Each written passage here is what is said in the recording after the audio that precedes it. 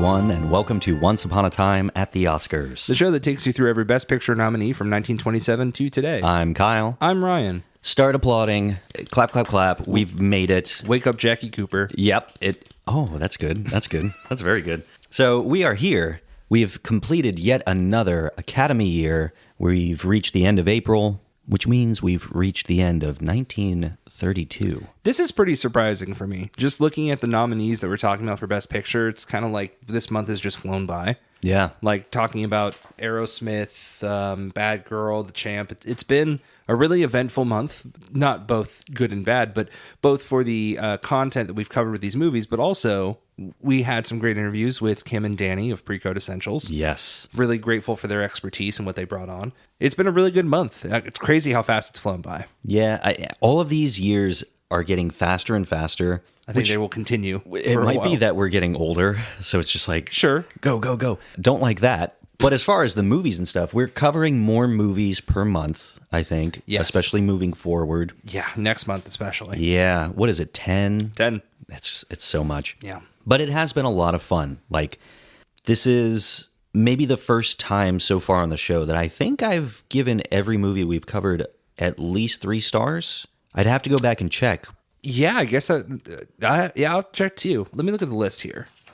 I think we were a little lukewarm on 1 hour with you. I think that changed after our conversation with Danny. I think so as well. So this might be the best overall year. I don't think a favorite movie came out of this year. So far. Right. Yes. But yeah, all that is to say, if you haven't been watching along with us for this year or any of the years, there's some good stuff here. Definitely. Well worth your time. And not just for the Best Picture winner, which we'll get to. If you've listened to our episodes, you may already have a spoiler on that. But yeah, well, definitely worth your time. I think even the smaller titles like Aerosmith, I really enjoyed. So also worth noting, a day before this episode airs, because today, if you're listening on release day, is Wednesday, April 29th. Mm-hmm. On Tuesday, April 28th, Warner Archive is releasing Aerosmith on Blu-ray. Oh, yeah, that's right. We talked about that on the episode. So very cool that they're still releasing these movies in real time. So feel free. Kind of funny that it's timed just before the day before we talk about the ceremony. Yeah. So thanks, Warner Archive, for listening and dropping that on that very intentional date. I need to look and see what kind of extra features are on the disc, if any. I didn't even think about that. Yeah. It does look like even the poster is like the original poster they released. Sure. So yeah, I'll have to double check. Be curious to see. I'll let you know when I pick it up. I guess we can get right into the ceremony itself. Sure. So the 1931 through 32 year, which was the 5th year of the Academy Awards, took place on November 18th, 1932. And this was held in Los Angeles, and it was at the Ambassador Hotel's Fiesta Room. Have you ever been to the Fiesta Room?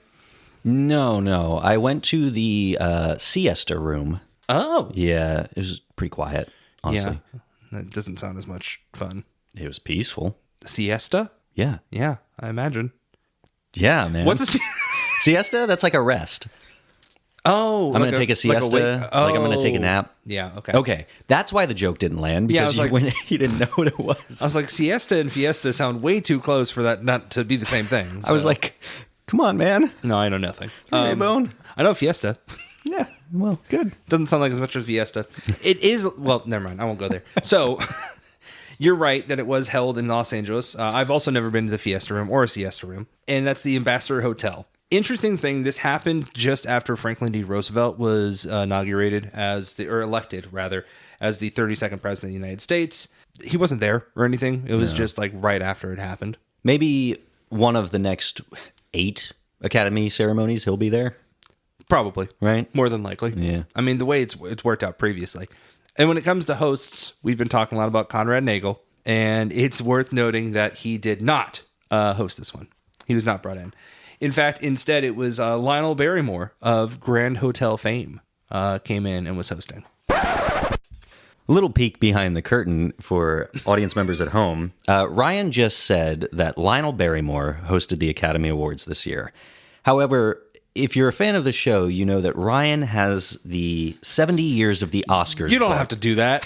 You don't have to bring that up. He has the 70 years of the Oscars official history book, and I have 80 years of the Oscars history book. And we were going over it, and yours says Lionel Barrymore, and mine says Conrad Nagel. And now we're trying to figure out who got it wrong. I think this will solve a lot of arguments in the podcast in general.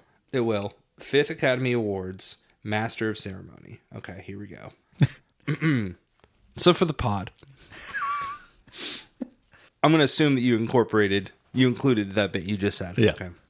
Because my 70 years of Oscar history has a different answer in terms of who the Master of Ceremony was than your 80 years of Oscar history, it stands to reason that the 80 years of Oscar history may have course corrected something that was incorrect in the 70s. But this furthers my point. It was Conrad Nagel who ended up being the Master of Ceremonies for the 5th Academy year of the Oscars. However, isn't it crazy that this book was published with that incorrect information? That's wild. That's nuts.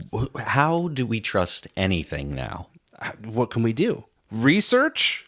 Get out of here. We don't have the time. Anyways, that's a fun little detour. Yeah, I hope you guys like that It one. was Conrad Nagel, and now anything that I say that's incorrect, please note that's from my 70 years of Oscar history and not the 80 or 90 years. The outdated Also, information. joke's on you in 2 years, and we have to get the 100 years of Oscar history.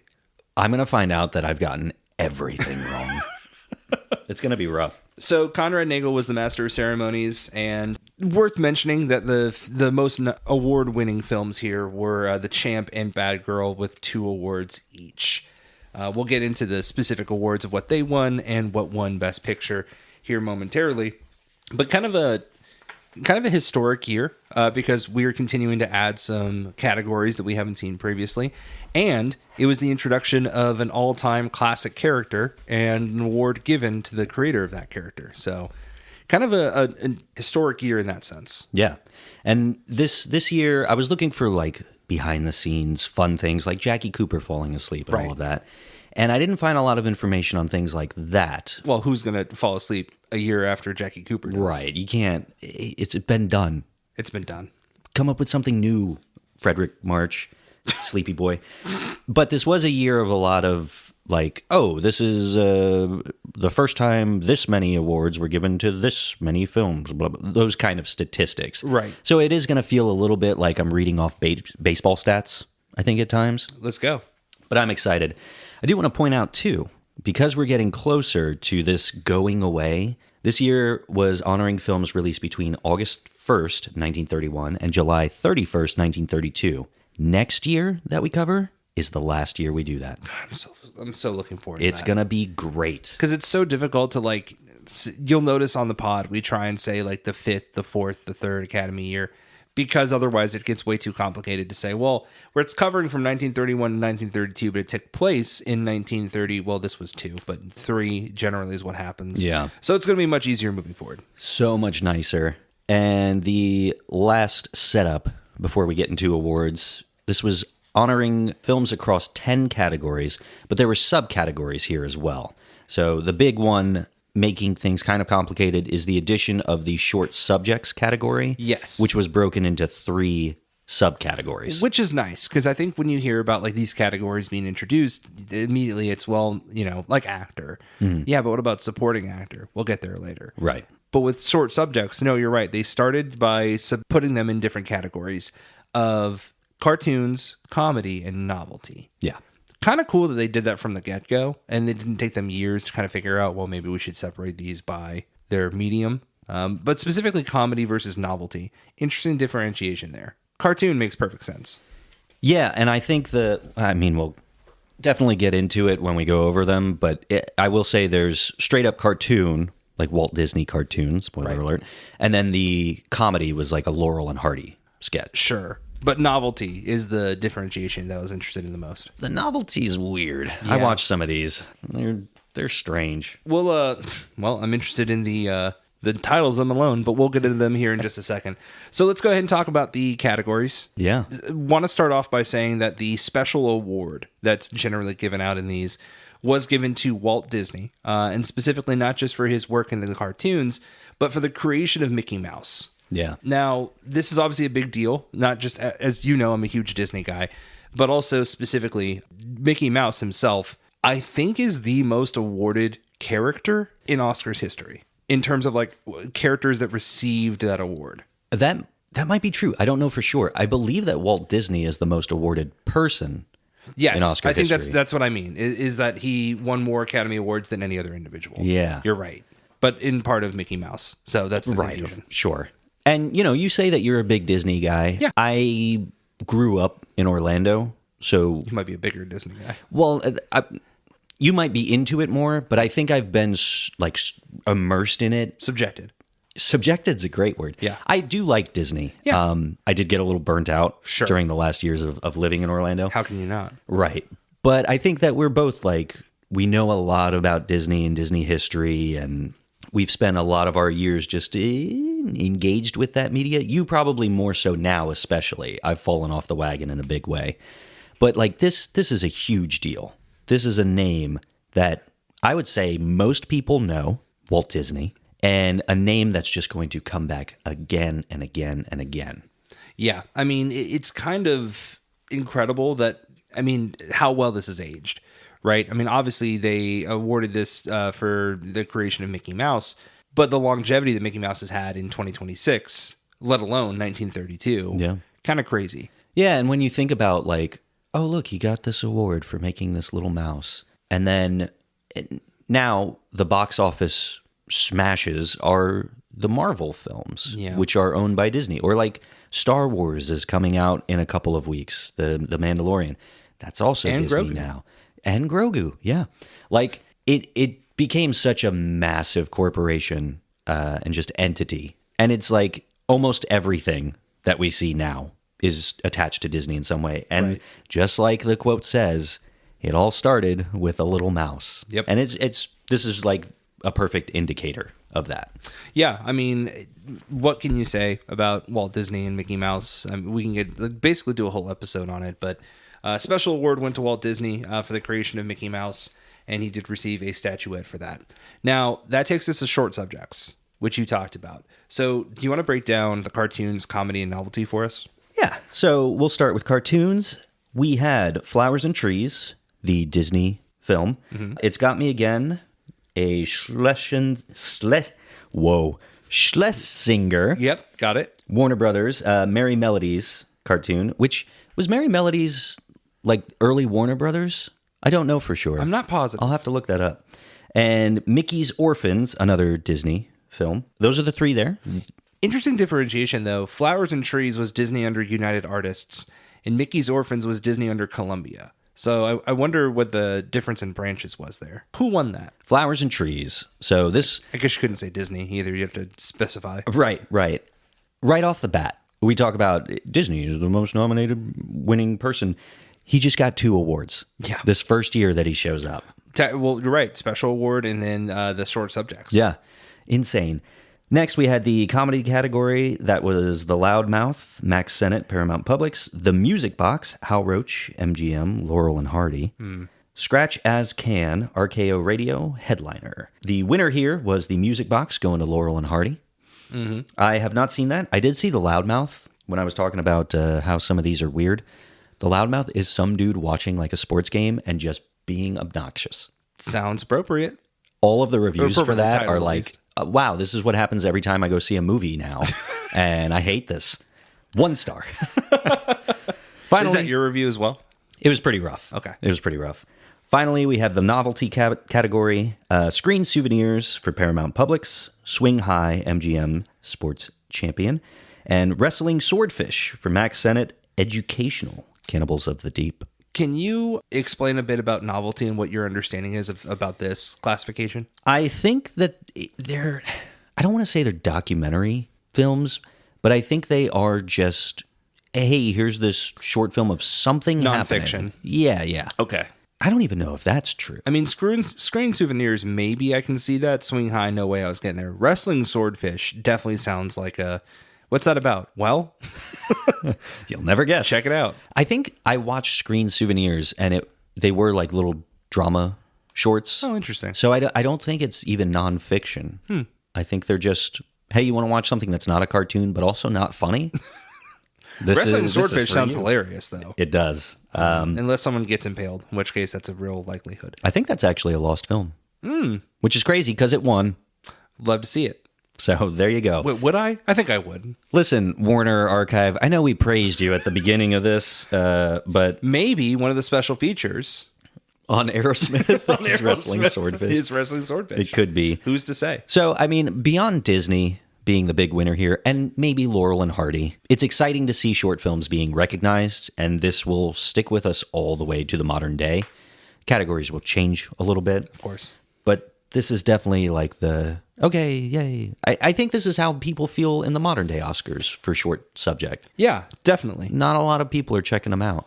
No, I think it's more like, oh, cool, great. Cartoons, I see that in front of the movies sometimes. Yeah. But like novelty and comedy, it's not as much. Yeah.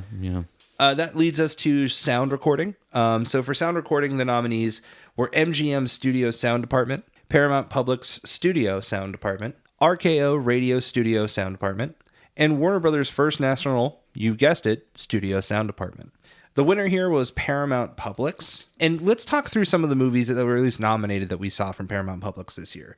We saw specifically 1 Hour with You.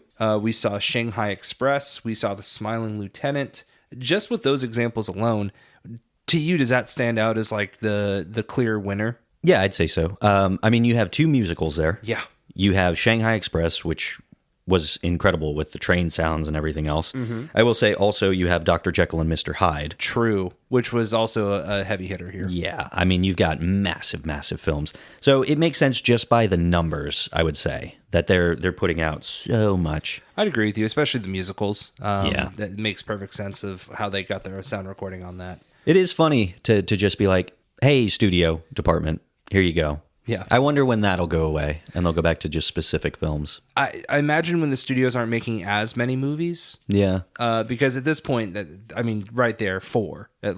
And that's not just for the 4 movies that are nominated. That's in general for all the films they've done. That's true. So it's a lot of movies happening at one point. I mean, technically, I think it's less on the studios and it's more, well, hey, the sound recording really was based on who was doing the sound for those movies. So maybe we need to make that a little more granular than before. Yeah. So I'm glad that they do that. Again, it's funny to see the oversights in something like sound recording, but in short subjects being the first year of this category, they got really granular on that. So I feel like they see opportunities, but then they glaze over others later on. Yeah. And it probably is that thing. Like we talk about Douglas Shearer all the time with MGM's sound department. Sure. I mean, why nominate the individual when you know who he works for? Right, exactly. So, next up, we have art direction.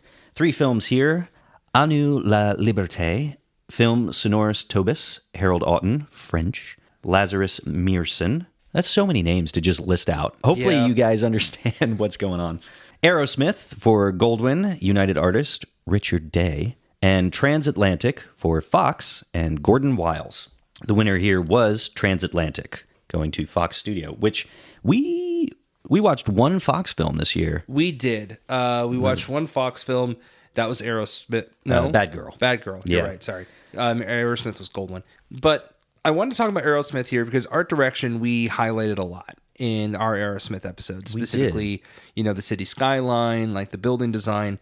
I mean, especially the McGurk Institute, I believe. Right, yeah. Loved the art direction of that and production design. So would have liked to see the win there. I haven't seen Transatlantic. I haven't either, and I wish I did because not only did we love Aerosmith, but Grand Hotel received so much praise Sure. for its production design. We talked about the premiere, the red carpet premiere, where they rebuilt the front desk and Conrad Nagel was there greeting all the celebrities. That's how iconic that set was. So it's interesting that didn't receive a nod, but also Shanghai Express. Maybe like in hindsight, we can look back and be like, wow, that movie was something special. And it just wasn't that appreciated? I think maybe for me it was more, I don't mean to give an excellent segue like this. For me, it was more the cinematography and the camera work in Shanghai Express than it was the art direction. But specifically, like you talk about the matte paintings of something like Grand Hotel, and certainly some stuff that was used like that in Aerosmith, I think that lends to art direction for me. But when it comes to Shanghai Express, I think specifically any beauty that you see in that movie, at least for me, I chalk up to the camera work. That's a good point. The shadow work and all of that. Exactly. Yeah. Yeah, good point. And then leading from that, that takes us to cinematography as our next category. So in cinematography, the nominees were Aerosmith, Goldwyn, United Artists, Ray June, Dr. Jekyll and Mr. Hyde, Paramount Publics. This was Carl Struss. And Shanghai Express, which was Paramount Publics, and this was Lee Garnes, someone we've talked a lot about. And the reason we've talked a lot about him is that he did end up winning this award for cinematography, Lee Garnes for Shanghai Express. Yeah. Deserved. Of these three, I liked Aerosmith a lot. You talked a lot about the nuance of, or subtlety of the shot of the test tube or beaker that like drops, a little bit of the plague on a cigarette. What a sentence. What a sentence, I know. And then especially the scene of Aerosmith's wife passing. And when she's dying in the room and like the shadows and how noir that looks. It is a beautiful looking movie, but you can't touch the camera work of something like Shanghai Express. I love Shanghai Express so much. Just the visuals in it. Agreed. I need to go back and revisit it after I've seen it once. But I agree that the standout for me was the cinematography. So glad to see it was nominated or received an award here. Absolutely. Next, in the writing category, starting with adaptation, we have Aerosmith for Goldwyn United Artists. The writer there was Sidney Howard. Bad Girl, Fox Studios, for Edwin Burke. And Dr. Jekyll and Mr. Hyde for Paramount Publics. Writers there were Percy Heath and Samuel Hoffenstein. The winner was Bad Girl, going to Edwin Burke. How do you feel about the adaptation here? Because you've seen Dr. Jekyll and Mr. Hyde. I did. So you've seen all three. I think that Dr. Jekyll and Mr. Hyde are the best. Oh, two guys. Right, exactly. That is the best film listed of these three, in my opinion. Maybe I'm a big horror guy. I don't know. But Well, you are, but... Yeah. Well, I do know that. Yeah, you're right. However, I think from what we've learned about pre-code and the struggle that a lot of these movies and the studios had to go through to get their movies made in a way where they were staying true to the source material, but also like having to remove so much material that was frowned upon by the production code office. I think Bad Girl, we talked so much there about that happening. You know, that book being so taboo. And then they were able to take this like really, really, this novel that scared them, and they made it a movie. And I think that's might be why it took the win home here. Yeah, I think so. I mean, just all the trouble it went through in order to get made and all the different like cuts. It makes sense. If anything, it's just more like, hey, congratulations, you made it to the finish line. Yeah, maybe that's what it is. You survived it. Because that's probably my least favorite of the three listed. I would probably agree. Our apologies to Danny and Kim. I know, they were so excited to do Bad Girl. And maybe if we would have had one of them on, they would have been like, this is why this movie is the greatest movie of all time. Well, and the other side of it too is, and this is something you and I understand too, sometimes you take the personal enjoyment out of it, and it's the historical aspect of like we just talked about it, all the trouble that this movie went through to get made in order to meet under like, the MPPDA and what they were enforcing at this time. So maybe it's that, but I mean, who's to say? Who's to say? Do you want me to take the other category? Yeah, go for it. So next we have the original story category for writing. We have The Champ, MGM Studios, for Francis Marion. Lady and Gent, Paramount Publics. Writers were Grover Jones and William Slavens McNutt. The Star Witness for Warner Brothers, Lucian Hubbard. And What Price Hollywood, RKO Path, Adela Rogers, St. John's, and Jane Murfin. The winner, of course, went to our girl, Frances Marion, for The Champ. Yeah, so this is the only one that I've seen. Is it the only one you've seen? I also saw What Price Hollywood. You own that, don't you? I do not. Why am I making... I thought you owned it, my bad. But you have seen it. I have seen it, yeah. Okay. Yeah. And that's a fun movie. We talked a little bit with Danny about like the meta nature of some of these movies, and that one is very much like a waitress works at the Brown Derby Cafe and she's serving all the stars. And I think there's a moment where she goes to wait on the male lead, and she has a little argument with another server that's like, "Come on, let me have him. You had Wally Berry last week." So it was cute for a while. You know what that reminds me of? It makes me think of Blue Moon. Yeah. of like the entire movie is just in the bar with Lorenz. I forget his name. Francis Lorenz? Lorenz Hart. Ah, That's it. there you go. Yeah, so with Lorenz Hart, played by Ethan Hawke, and him just interacting with different characters of that time. Yeah, it was cute. It was a cute movie.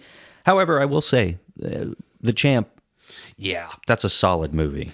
Well, and Frances Marion, like the work she's doing with writing those stories, but also writing them for Wallace Beery. Yeah. Just really great work. And that lends itself to where we're going to head later on with her writing for his work specifically and what that does for him.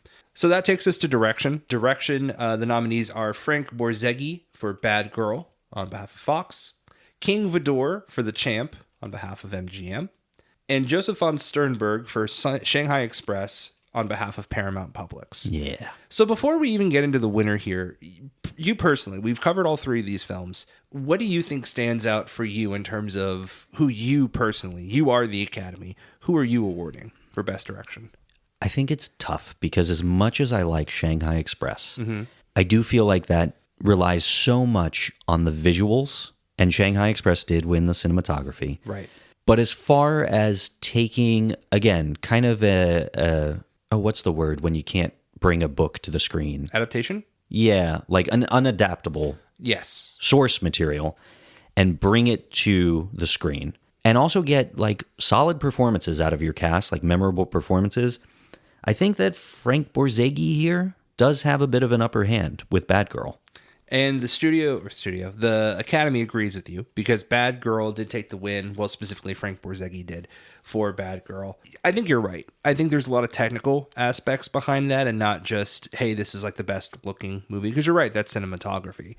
But leading those characters or those actors on that journey, yeah, I think you're right. In that sense, I think King Vidor had a real chance as the champ. Yeah. Or for the champ. But ultimately, Frank Borzage did take the win for Bad Girl. Shout out to Danny Reed as well, who has Yeah. us saying Frank Borzage correctly. Here's the thing, and I just want to go ahead and get this. I think I said this at the very beginning, episode 0, but I want to say it one more time because it honestly probably need a disclaimer in the front of every year that we cover. We're going to get so much wrong when it comes to the pronunciations and names. But please continue to let us know. Yes. Let us know, hey, we think you guys got this wrong. Danny, huge shout out letting us know, hey, it was not Borzage, it's Borzage. No way for us to know other than like watching, interviews and everything. So yeah, we appreciate everyone letting us know whenever we get that wrong. I will say just a little rest in peace memoriam for us being able to say Borzage. Such a fun word to say. Borzage. Incorrect with the pronunciation here. Do you feel like we're doing that thing where like we've learned the right way to say it, so now we're saying it as many times as possible? Like, look what I've learned. Borzage. Yeah, we're going to get to like 1992 and be like, I really liked Beauty and the Beast, but it was no Borzage. I'm going to be saying that watching like other children's cartoons in whenever my niece goes in the movies. Uncle Ryan, that was great. Yeah, I guess so. It's just no Borzage. No Borzage. I really appreciate your accent you threw on that. Yeah, you want to take us to actress? Yeah, so this is where it gets exciting. No, that's not true. I shouldn't say that because it discredits everything else. Yeah. I'm excited. For actress, we have Marie Dressler in Emma, MGM Pictures, Lynn Fontaine in The Guardsman, MGM Pictures, and Helen Hayes in The Sin of Madeleine Claudette, MGM Pictures. Now, we have not covered any of these three films. We have not. But we have covered some of these actresses before. We have, yeah. Marie Dressler was in Min and Bill with Wallace Beery. I believe that was last year. She did take home that win. And Helen Hayes, we've talked about quite a bit. She was in Aerosmith this year, correct? She was. Yeah. So, and she is what do they call her? The mother of theater? Is that what it's called? Oh, I'm not sure. I haven't heard that. Yeah. We talked about it on the Aerosmith episode. I can't remember. The godmother of modern theaters. Big theater girl, Helen Hayes. Yeah. And, it paid off because she did take home the win for The Sin of Madeleine Claudette. The big thing here, I think, is all three of these are MGM Pictures. Yeah. That's wild. Huge year for MGM. It's just interesting that all three of these actresses come from MGM Studios. And MGM was also the studio this year that pushed out their all-star cast film. So they really are like the studio to to just say, look who we got. Yeah, I wonder if they were disappointed they didn't pick up sound recording for that. Because remember, this was Paramount Publix that picked it up. But with all the work they are doing, you think they might be a little, miffed they didn't pick up sound recording. Douglas is so upset. He's he's upset. So the interesting thing too, this takes us into actor, is that there's only one acting nomination for this year that is not on behalf of MGM. Right, yeah. Very cool. That was for Paramount Publix, but let's get to that right now. So for actor, the nominations were Wallace Beery in The Champ, MGM, Alfred Lunt in The Guardsman, MGM, and Frederick March in Dr. Jekyll and Mr. Hyde, Paramount Publix. So this one's interesting. Controversy. Because there was a tie. There was a tie between Wallace Beery and Frederick March. And here's the reason why. There was not exactly... This is what's peculiar. We say it's a tie. They did not receive the same amount of votes. So at this time, the classification of a tie was if you won at least 3 votes, within 3 votes of a winner of the final ballot. And Wallace Beery had only received 1 less vote than Frederick March. So they both were considered the winner for a tie here. Now, this did go on to change, and they did actually clarify that a tie would be declared only if they received the same amount of votes, which I would argue is the definition of tie. This is true. And not just what they had put into this point. Now, I do wonder if maybe this was like something that was introduced in the first year, and they didn't have as many voters then, so 3 was kind of like, that number. But now, as it's growing, they're like, well, the likelihood of a tie is going to vary, so we probably need to lessen the amount of votes that would make this a tie. Which is funny you bring up the likelihood of a tie, because if you're listening to this in 2026, you know that just a few months ago at the modern Oscars, we also had a tie, but this was a true tie. Yeah, that was a true tie in 2026. That's true.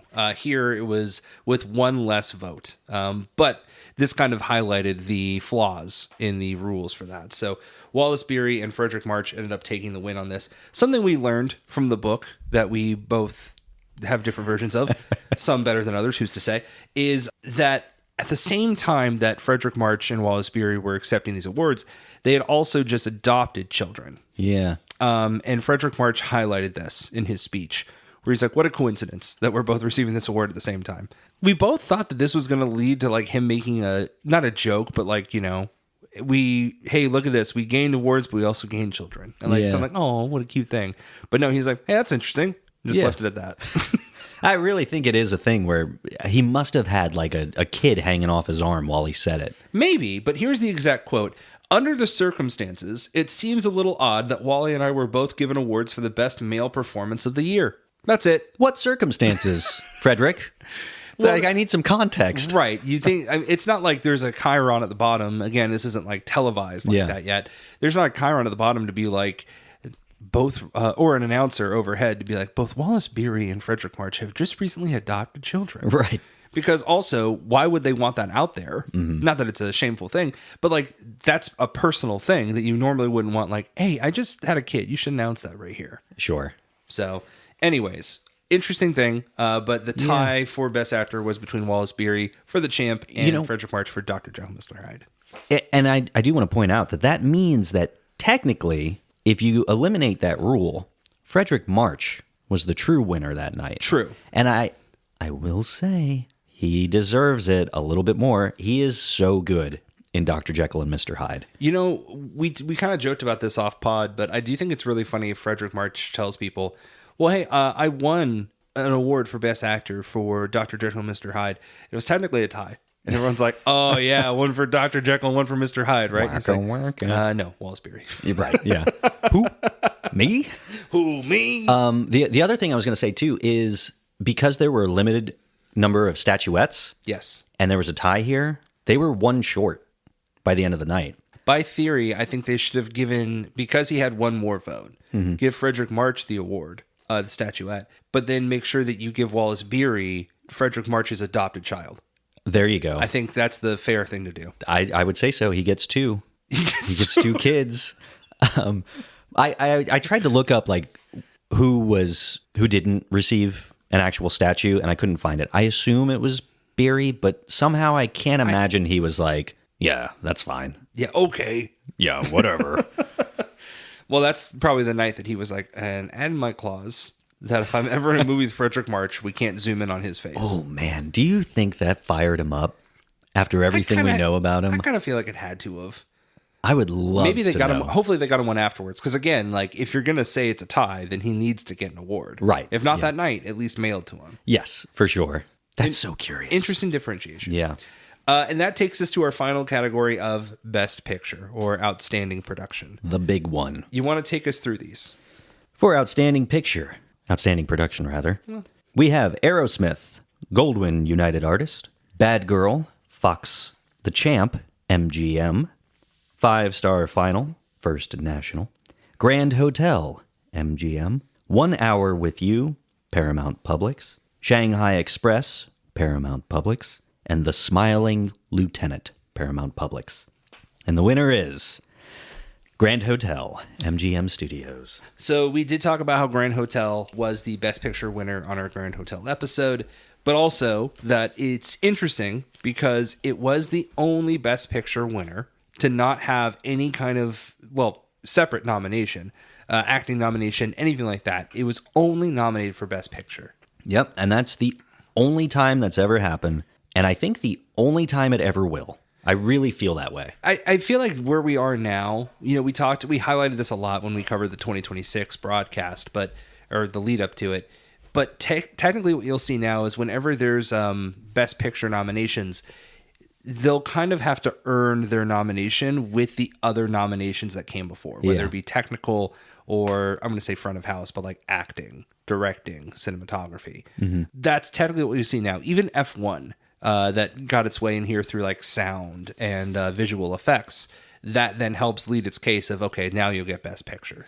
Yeah, when I think about the potential for this to happen again, my brain immediately goes to international picture. Sure. They usually receive a lower amount of awards. But even now, if they land in the Best Picture category, they also land in the Best International Picture category. So I really think it's kind of an impossible feat in the modern day. Maybe. I mean, so Sentimental Value is a great example. I off the top of my head, I think 9 nominations is what that saw. Sure. And part of that was the acting nominations for pretty much the entire cast, or the entire lead cast.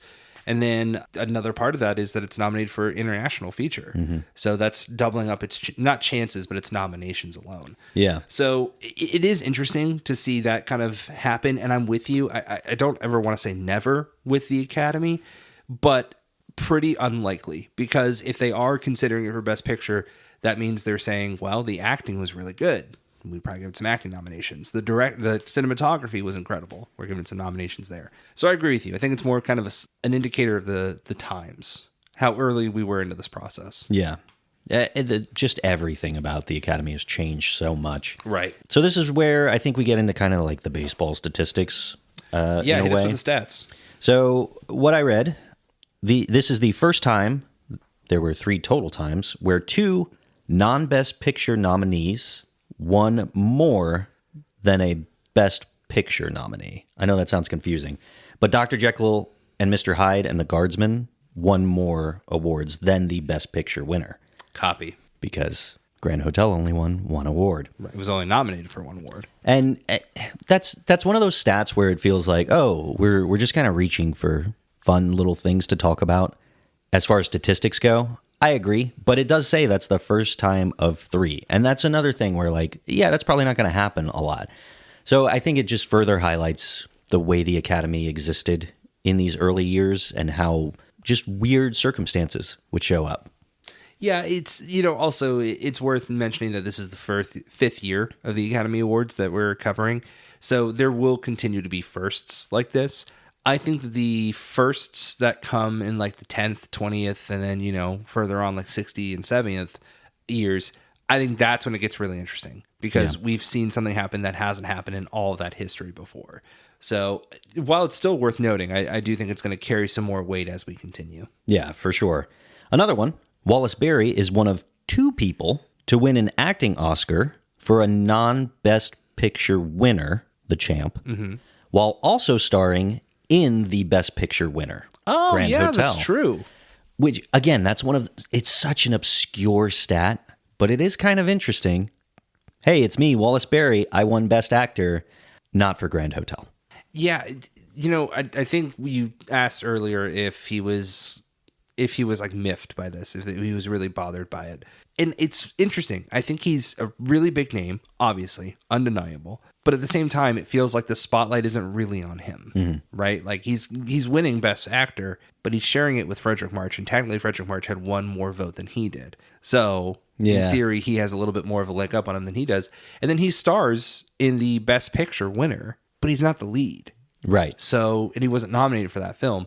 So there's just a little bit of like you should be very proud, and he should be very proud of this.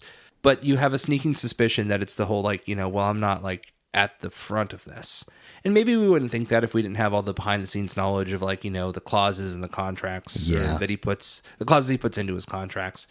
But with that said, it feels a little like, he's trying to fly really close to the sun and he's just not there. Yeah. And based off Grand Hotel, I'm okay with that, if I'm being honest. This was the last Oscars where no film won more than 2 Oscars. Again, further supporting the... Yeah. This was the last time this ever happened? Yeah. Oh, interesting. Yeah. So those are the kind of things that really surprise me, because we have like, what, 93 years? Yeah, 93 years later. Wow. But that makes sense. Like some film is going to win at least 3 Oscars. For sure. Every year after this. Finally, some Walt Disney stuff. Obviously, he won Best Short Subject for Cartoon for Flowers and Trees. That is technically the first color film to win at the Academy Awards. Oh, yeah. Wow. Which is, can you imagine? Like, you go to see a cartoon and it's in color. And I know that sounds like silly, but even the other nominees in this category, like I think one of them was in black and white. Maybe the other 2. I don't remember. But that's exciting. You get to see all these like fun colors, which is certainly why it won, or a big reason it won. Easily. I remember I went to a Walt Disney Museum in San Francisco or something. I don't know why it was there, but they did this whole thing that showed like how they did Flowers and Trees and like the big machine they used to do all of the layers. It was cool. It's impressive. Is that different than what's on display at the One Man's Dream in Disney World? Specifically at Hollywood Studios? Oh, I don't know. Because they have a giant machine too on display of like how they like layered back when they actually did like hand-drawn animation, and they would like layer the background and like the leaves over that and everything. That might. I don't be think it was the same specifically for thing. Flowers and Trees, but it was like a large machine that showed how they made it. It sounds like it's the same thing. But Makes sense. I mean, for anyone who's unfamiliar, One Man's Dream is basically a museum of Walt Disney and him coming up, and then obviously the history of Disney behind or beyond his years. Yeah. So it would make sense if that's included, but I'm interested. I've never heard of the one in San Francisco. Yeah, I don't know why it was there. It's so weird. But the last thing about Disney, this was really cool. We watched this right before we started the podcast. He released a short film, a cartoon, also in color, kind of honoring the Academy Awards ceremony this year. It was called a Parade of the Award Nominees. And it's like a 2-minute cartoon. I wonder what it's about. Yeah. It's like a 2-minute cartoon that has Mickey Mouse leading this parade of all of these Disney characters that existed at the time. You'll notice there are very notable members of his crew missing, like no Donald, no Goofy. But you've got him leading the parade and like Clara the cow. Clarabelle, thank you. Clarabelle. Pluto's bringing up the rear. But also you have like these cartoon versions of the acting and actress nominees, which was very fun. You've got Wallace Beery, who is like this big round boxer. He's got like a long cape behind him, and Jackie Cooper is like being dragged on it. No, I don't think he has the cape. Well, maybe he has the cape and then the cape falls. Yeah. Isn't ultimately the back of his like pajamas It's or like his whatever. onesie? His like long johns, like falls off, and like Jackie Cooper has to like put it back on. Yeah. It's super cute. That was a really great touch. I really like the animation of this, and I love the nature of the caricature of that. Yeah. I thought was really great, to where it didn't just look like, oh yeah, that doesn't really look like Wallace Beery, but I guess it is him. No, it looks just like him, and it's just a little offensive. Right, yeah. And Jackie Cooper, too. Like, he's so small, and he's got, like, that swooped hair. Yeah. Very cute. I closed my book, but it's the two from the Guardsmen are there, and they're very regal and stoic, marching down the red carpet. So it was Alfred Lunt and Lynn Fontaine. Yes. Helen Hayes is there, and she is booking it. She's got like these little tiny feet going.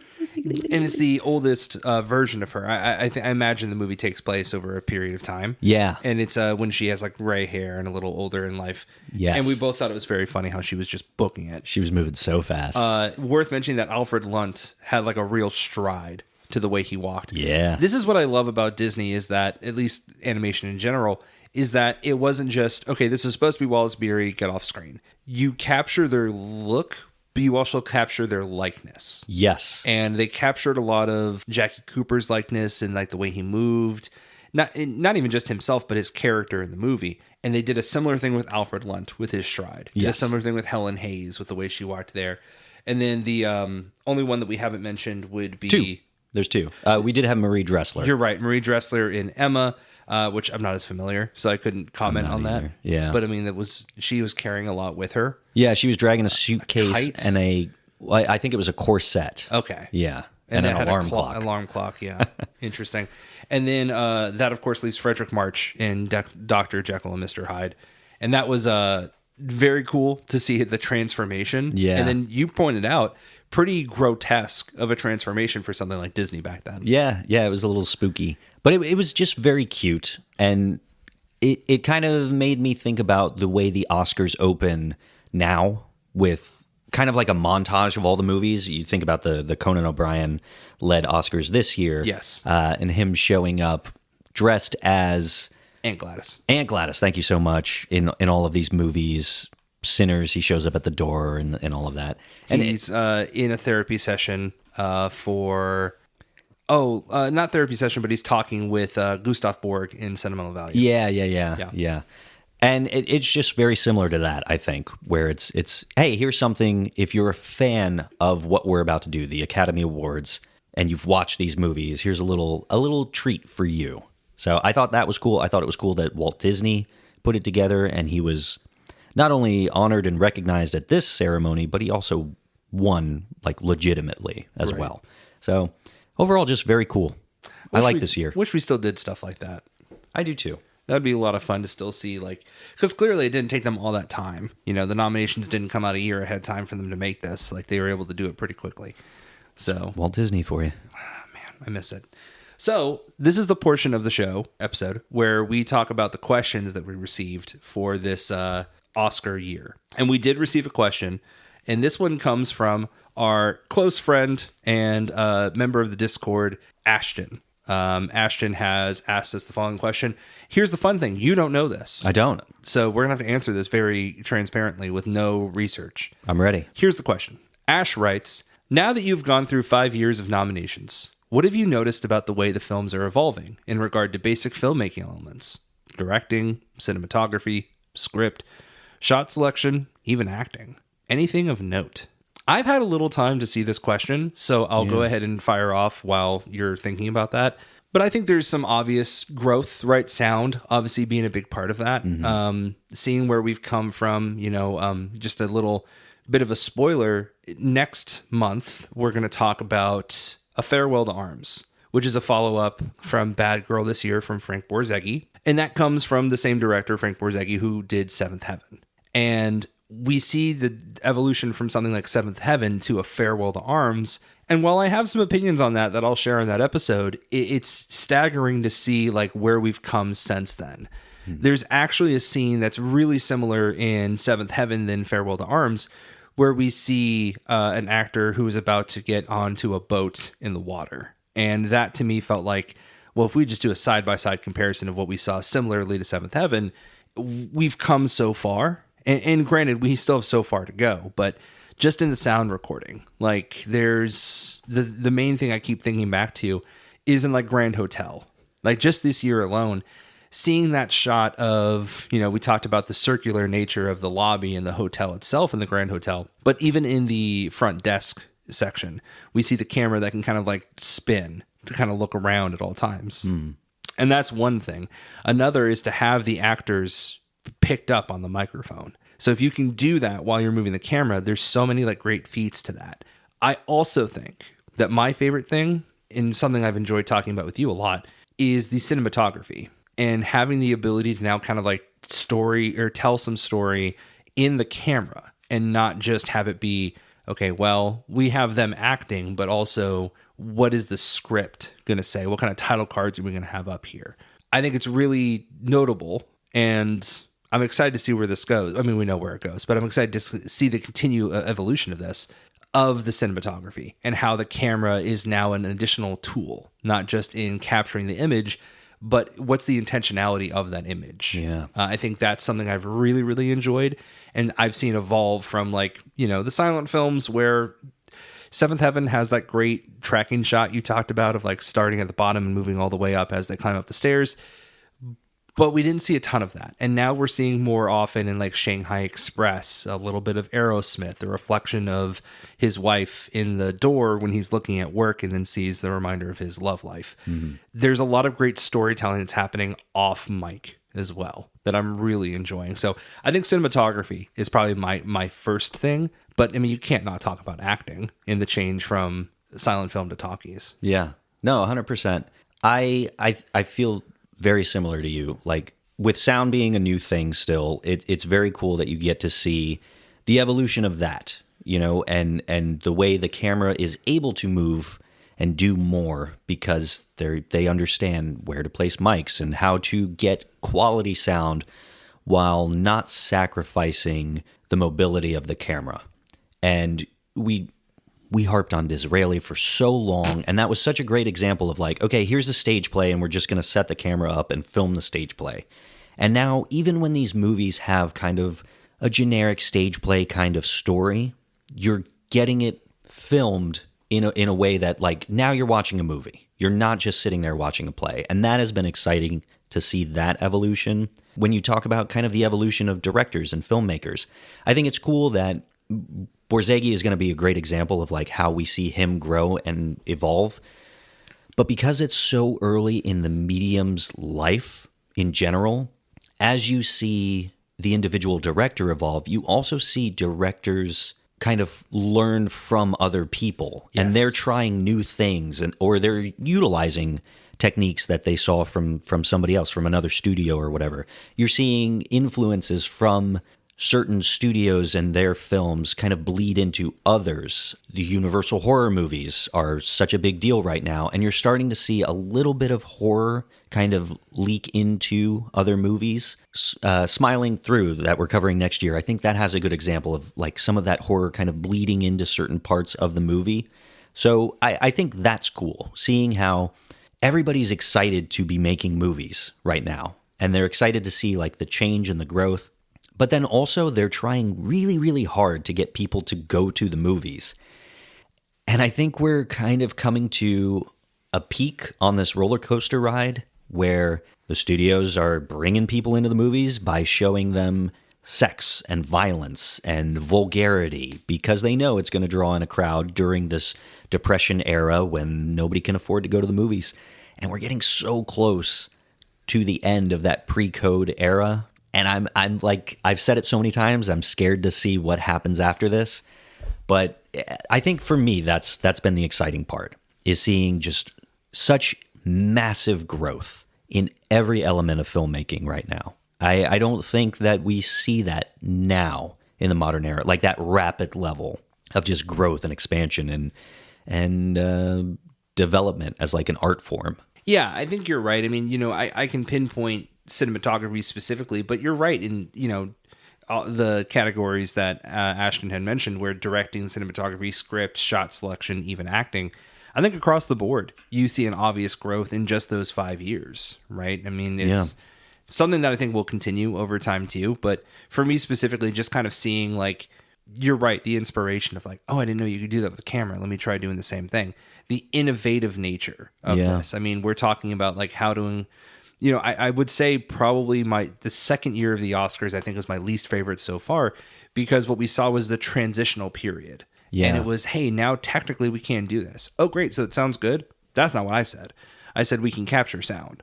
So in old Arizona, you don't have like the sound picked up the same way. Like there are shots that are inconsistent because they're still figuring it out. But then you get to like your third, your fourth, your fifth year this year, and you're seeing more of the innovative nature of like, okay, cool, we can do that, but now how can we innovate this? How can we have the camera move in a specific direction? The camera doesn't. Great. Well, how can we make that happen? Like, I think that's the innovative nature of movies that I love so much, in that you just keep experimenting. I love the phrase, I didn't know you could do that. I think that goes with all kind of art in general, but I love it with movies because it's just you're watching someone do something and you're like, I didn't know we were allowed to do this. Yeah. It's crazy. So to answer your question, Ashton, I think across the board, you see a lot of evolution, but cinematography is my favorite thing that I've seen evolve in those 5 years. If you had to pick one, Kyle, what do you think you've really enjoyed watching evolve in these 5 years the most? Yeah, I think the two are sound and cinematography, and because film is a visual medium, I think it's hard to say anything but cinematography. Yeah. But I think that being based off of, well, how do we do this while not sacrificing sound? Like they almost go hand in hand. Sure. So cinematography for sure. Cinematography. I love a little cinnamon toastography. Yeah, I mean, Shanghai Express is probably one of the most beautiful films we've watched so far. Sure. And that's just them. They're creating styles, that are mimicked now, today. That's so cool. Yeah. Being able to see the root of all of this stuff. So that's a great question. And thank you for sending in, Ashton. Make sure everyone send in your questions as you have them. We're more than happy to address them. Again, one thing we've talked about doing was potentially having like a live call when we record these, so you can call in and ask your questions in real time. And it could be about the specific like ceremonies. It could be about one of the movies that we've covered in this time. It's not lost on us that by the time that we're recording these episodes, you probably will have heard the majority, if not hopefully all, of the movies covered. So you can ask us questions about those specific movies. Our thoughts, your thoughts, share your thoughts on it. We're more than happy to do that. Hopefully that's the future. But for right now, the questions you can send in specifically on Discord and Patreon, and we'll be happy. Or send your emails to what email address? outao@gmail.com. For me, that's my preferred method. If you guys are able to do that, just so that, they're all there and they don't get lost in the weeds. But yeah, if you do want to join in the the Discord discussion, check out patreon.com/outao podcast. It's a lot of fun. Ashton's a member there. We have everybody talking about not just the movies that we cover on the show, but movies that we go see in general. I mean, we talk about music and video games, and we follow along with Bryce's 16 millimeter projector, his journey there, and it's just a good time. So that's a perk you get with the Patreon. But then also, we're talking about starting our bonus episode podcast. We kind of dabbled with the I think the idea we're onto there. something there. Yeah, I really like that idea. Ryan does his movie reviews where he'll talk about modern films. And I send pictures of the physical media that I've picked up recently. That's happened more often. Absolutely. And of course, you do get the opportunity to vote for what film you think deserved Best Picture every year with a poll posted on the Patreon.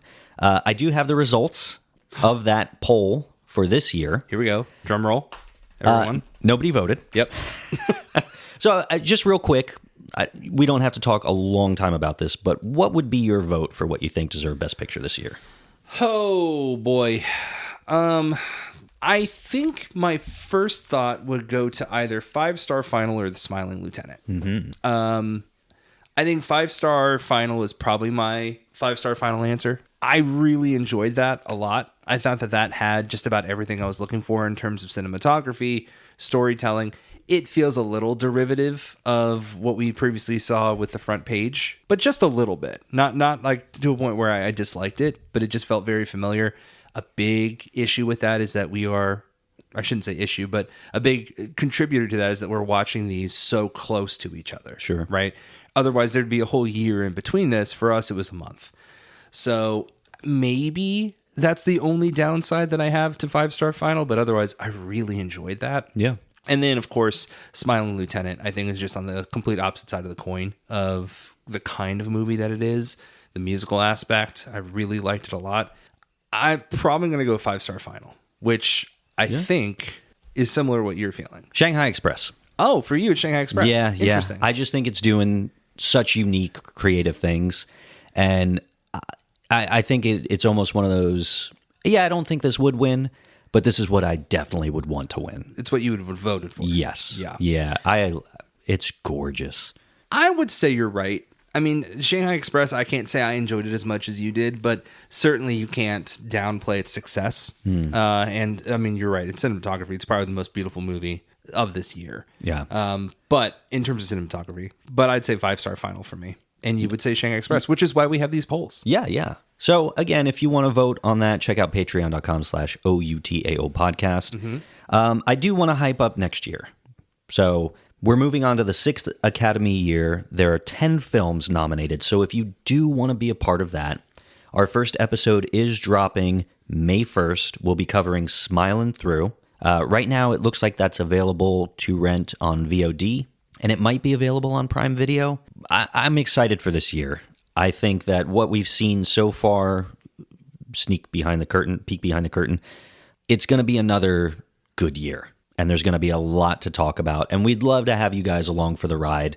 So if you want to watch along with us, there's going to be a lot to watch. Tons. More than ever. Yeah, that's true. Other than the modern year. But...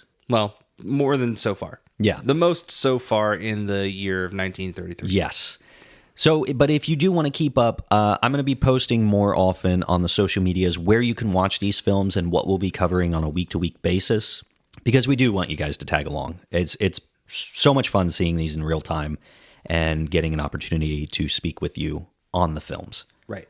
But other than that, keep listening. Leave your ratings and reviews on the podcast. Help us grow a little bit. And thanks again this year to Danny Reed and Kim Luperi for your interviews and your giving us the opportunity to speak with both of you.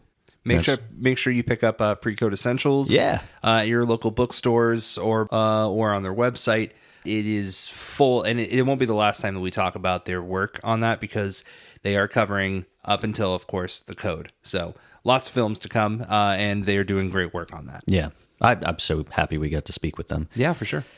But I think that's going to do it. So, as always, I'm Kyle. I'm Ryan. And we'll see you at the movies.